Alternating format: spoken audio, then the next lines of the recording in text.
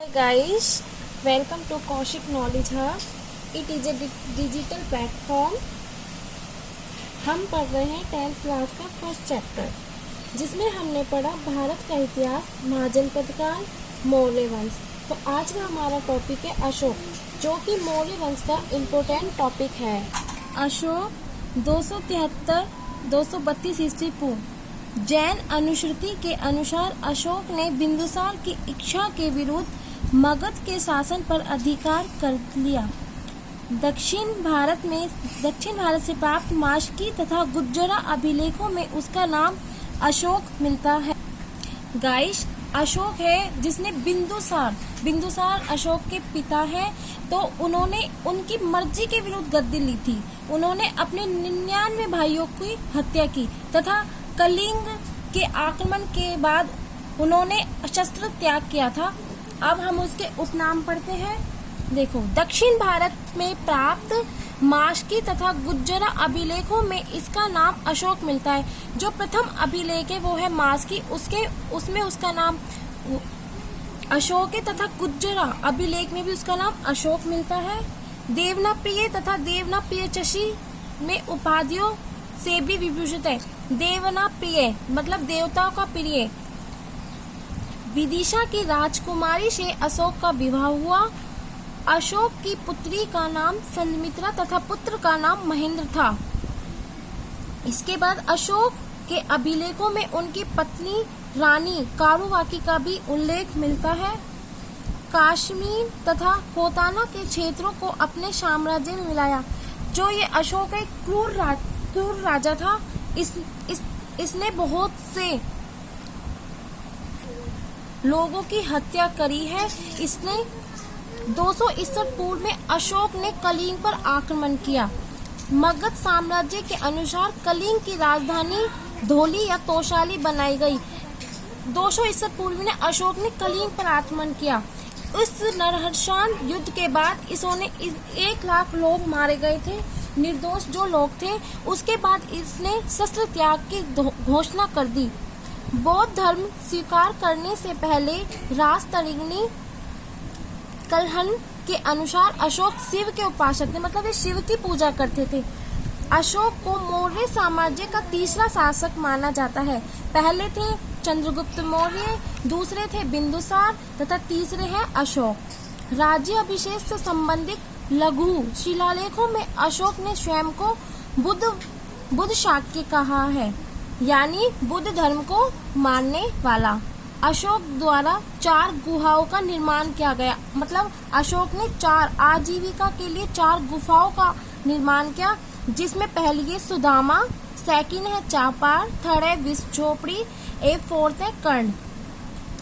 राज्य अभिषेक के 10 वर्ष में अशोक बोध गया तथा 20 वर्ष में लुम्बिनी कपिलवस्तु की धम्म यात्रा की। अशोक ने मनुष्य की नैतिक उन्नति हेतु जिन आदर्शों का प्रतिपादन किया उन्हें धम्म कहा गया। अशोक शिव के उपासक तो थे, लेकिन उन्हें बौद्ध धर्म को भी मानना स्वीकार कर लिया था। उसके बाद उन्होंने अपने पुत्र तथा पुत्री को भी बौद्ध धर्म का अनुसरण कराया।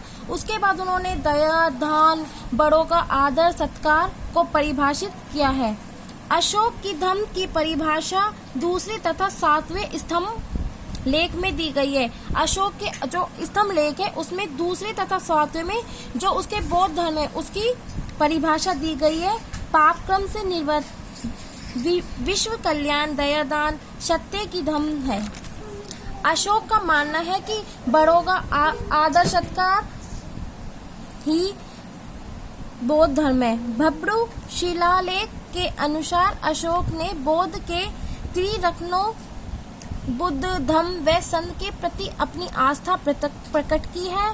प्रथम शिलालेख में यह आदेश जारी किया कि किसी भी यज्ञ के लिए पशुओं का वध न किया जाए।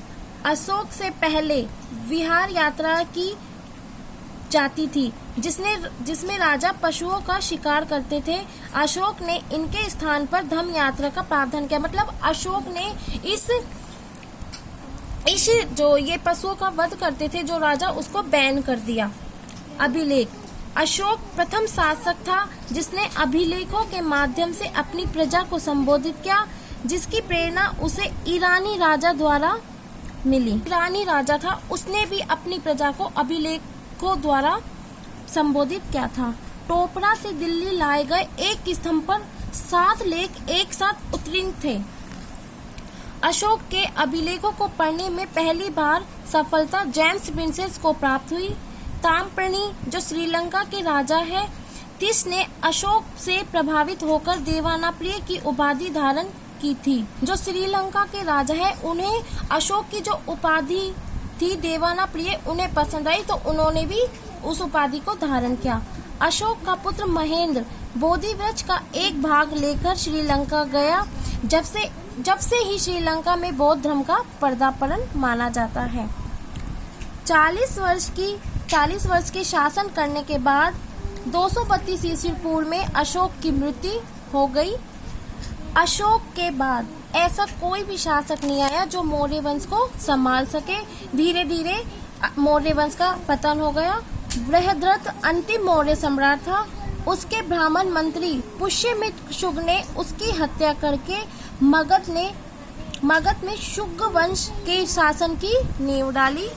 अब है ये अशोक के शिलालेख कौन कौन से हैं। ये शिलालेख खोज का वर्ष लिपि सहबाजागढ़ी, जिसका खोज है 1836 में, खरोष्टी मानसेरा 1889, लिपि है खरोष्टी। गिरनार 1822, लिपि है ब्राह्मी। फोर्थ है धौली 1837, लिपि है ब्राह्मी। कालसी 1837, लिपि है ब्राह्मी। ये दोनों एक खुदाई में मिले। जोगढ़ 1850, लिपि ब्राह्मी। सोपारा 1822, लिपि ब्राह्मी। एरीगुड़ी 1916, ब्राह्मी। गाइस, जो अशोक मौर्य वंश है वो एक इम्पोर्टेंट टॉपिक है इस चैप्टर का, जो वर्तमान में क्वेश्चन आते हैं। गाइस, अगर आपको हमारा चैनल पसंद आए तो आप उसे लाइक, कमेंट और सब्सक्राइब जरूर करें। Thank you.